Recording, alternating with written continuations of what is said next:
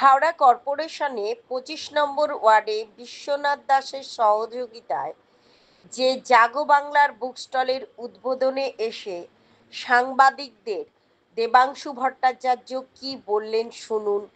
GM news শব্দ হাওড়ার হয়ে আছে, খবর। কিন্তু এই ওয়ার্ড বাদ শুধু 25 নম্বর ওয়ার্ড বাদ দিয়ে আমরা 25 নম্বর ওয়ার্ডে ঘুরছি। বিশ্বনাথ দার যা কর্মকাণ্ড, তাতে আমরা দেখেছি রিসেন্ট 4-5টা পুকুর ভাঙরদের মুখ থেকে ছাড়িয়ে উনি নিয়ে এসেছে। এই হাওড়া কর্পোরেশন ইলেকশন দেখুন, বিশ্বনাথ দা কি বর্তমান কাউন্সিলর না প্রাক্তন কাউন্সিলর? প্রাক্তন কাউন্সিলর। তো বিশ্বনাথ দা প্রাক্তন কাউন্সিলর হয়ে যদি অ্যাক্টিভিটি রাখতে পারেন, তাহলে বিশ্বনাথ দার মতো করে চাইলে সবাই পারেন।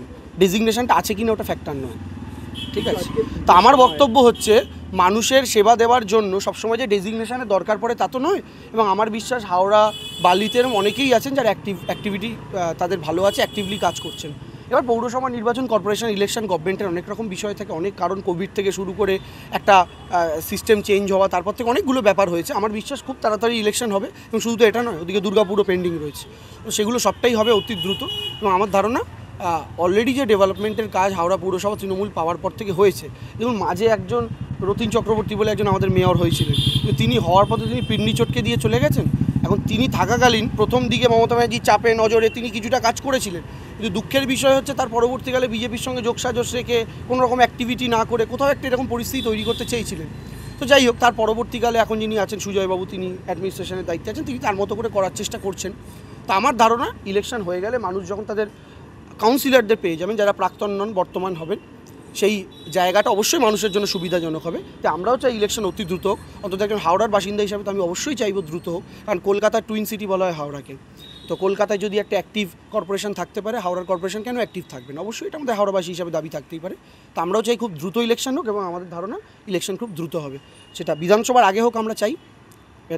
দেখা যাক কীভাবে হয়। নির্বাচন কমিশন, স্টেট ইলেকশন কমিশন, তারা কীভাবে কী চিন্তাভাবনা করে। সবাইকে শেষ করতে তাকে কেন্দ্র করে আজকে চলে ওপেনিং করলেন আপনি বিশ্বনাথ দার তত্ত্বাবধানে। তো সাধারণ মানুষকে শারদীয় পুজো উপলক্ষে কী বার্তা দেবেন? দেখুন, শারদীয় উপলক্ষে তো আমার বার্তা দেওয়ার কিছু নেই। বার্তা তো একটাই, মা যেভাবে এক চালায় সমস্ত সন্তান সন্ততিকে নিয়ে একত্রে আছে, আমরা যেন সেই এক চালাতে আমাদের গোটা পৃথিবীটাকে বেঁধে রাখতে পারি, একই সংসার, একই পৃথিবীর অংশ হিসাবে। মমতা বন্দ্যোপাধ্যায়ের একটা গান আছে, যেটা পুজোর গান, পুজোর থিম সং, তিনি সুরুচি সঙ্গের জন্য লিখেছিলেন যে এই পৃথিবী একই মাটি, একই আকাশ বাতাস, সীমানা থেকে সীমানা ছাড়িয়ে একই প্রাণের বিকাশ। তো এই যে তিনি গানটা লিখেছিলেন, অর্থাৎ বিশ্ব ভ্রাতৃত্বের কথা বলেছিলেন।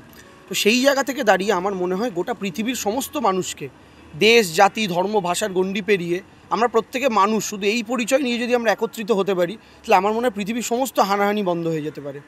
আমরা নিজেদের যে দেশ থেকে শহর, শহর থেকে জাতি, জাতি থেকে ধর্ম, ধর্ম থেকে ভাষা, সেখান থেকে পাড়া, পাড়া থেকে প্রতিবেশী, প্রতিবেশী থেকে পরিবার, পরিবার থেকে আমি কাকা জ্যাঠা, সেখান থেকে জ্যাঠার ছেলে ভাইয়ের ছেলে, সেখান থেকে আমি নিজে, আমার স্ত্রী, সন্তান, করতে করতে আলটিমেটলি মানুষ আত্মকেন্দ্রিক হয়ে যাচ্ছে, একার মধ্যে এসে বন্দী হয়ে যাচ্ছে।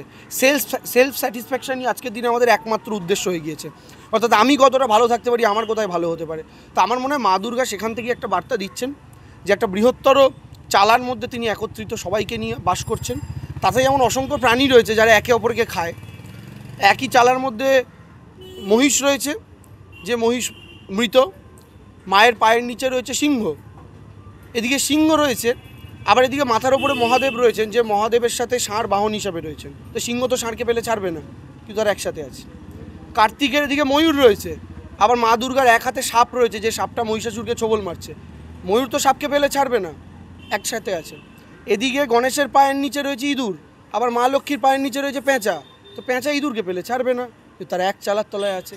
অর্থাৎ খাদ্য খাদকের সম্পর্ক, কিন্তু এক চালা, এক পরিবারের মধ্যে তারা যদি থাকতে পারে, আমার মনে হয় তাহলে আমরাও মানুষের মধ্যে, মানুষের এত ব্যতিক্রমী চরিত্র হওয়া সত্ত্বেও আমরাও একসাথে প্রত্যেকে থাকতে পারি। বলুন, আমরা আগামী বছর মা দুর্গা পূজা করতে পারবো তো? মানে আমরা তো হিন্দি বলতে হবে বুঝছি, তা আমরা কি বাংলা ভাষা ছেড়ে দেবো? দেখুন, আমরা কেন বাংলা ভাষা ছাড়বো?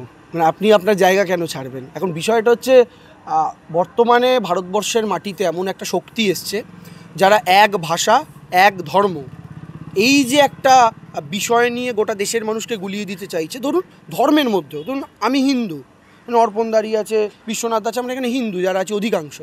এখন মুশকিলটা হচ্ছে আমাদের ধর্মের মধ্যে একটা ফ্লেক্সিবিলিটি আছে, মানে যার মা দুর্গার সাথে যে বেশি কানেক্টেড ফিল করে সে দুর্গার আরাধনা করতে পারে, যে মহাদেবের সাথে বেশি কানেক্টেড ফিল করে সে শিব আরাধনা করে, সে শৈব, যে বিষ্ণু এবং বিষ্ণু তত্ত্বের সাথে কানেক্টেড ফিল করে সে বিষ্ণুর উপাসক, বিষ্ণুর রূপ রূপান্তর রাম কৃষ্ণ বিভিন্ন যে রূপগুলো আছে পরশুরাম তাদের উপাসক।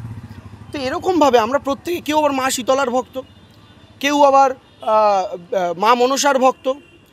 তো সেই জায়গা থেকে দাঁড়িয়ে আমাদের হিন্দু ধর্মের মধ্যে এত দেবদেবী, তার কারণটা হচ্ছে মানুষের প্রত্যেকের চরিত্রের সঙ্গে এক একটা দেবদেবীর ক্যারেক্টারের মিল আছে, যে যেটার সাথে কানেক্টেড ফিল করে সে তার উপাসনা করে। কিন্তু এখানে যদি আপনার হাতে যদি আমি একটা গার্ডার দিই, একটা রাবার দিই, আর আমি যদি আপনার হাতে একটা সুতো দিই, আপনি সুতোটা একটু চেপে আসুন, লরি আসছে, আপনি সুতোটা একটু বেশি জোর লাগালে কিন্তু ছিঁড়ে যাবে, কিন্তু রাবারটা আপনি জোর লাগালেও কিন্তু অনেকটা বড় হতে পারে। আমাদের ধর্ম সেই এক ঈশ্বর চাপিয়ে দিয়ে নষ্ট করতে চাইছে, যে শুধু রামচন্দ্রের আরাধনা করতে হবে। আর আমরা তো রামচন্দ্রেরও আরাধনা করি, আমরা যে মা দুর্গার পুজো করি, এই মা দুর্গাকে শরৎকালে কেন, ইনি তো অ্যাকচুয়ালি বাসন্তী দেবী, বসন্তের আরাধনা তার। শরতে তিনি উদ্বোধিতা হয়েছিলেন কেন? রামচন্দ্র তার আরাধনা করেছিল।